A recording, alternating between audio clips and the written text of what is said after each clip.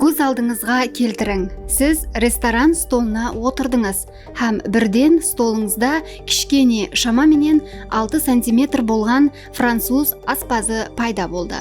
Ол сіз үшін жанлы түрде ауқат таярлауды баслайды, бірақ бұл әпуайы аспаз емес, ал 3D видеопроекция арқалы жанландырылған кішкене қаһарман. Le Petit Chef бұл ресторан бизнесінде қолданылатұғын аз ұшырайтұғын жойбар. Ол бұйыртпа еткен ауқатларды әжайып визуал эффектлер менен қызықлы һәм күлкілі тәрізде көрсетіп береді. Бұл жойбар 2015 жылы Бельгия студиясы Skull Mapping тарапынан жаратылған болып, ол 3D mapping технологиясына тикарланған.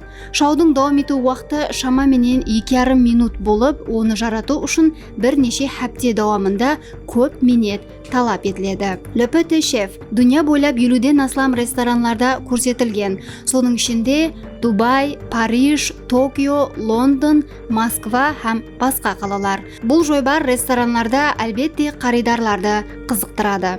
Сіз бұл мағлұматларды алдын естігенсіз бе? Пікірлеріңізді комментарийде жазып қалдырың.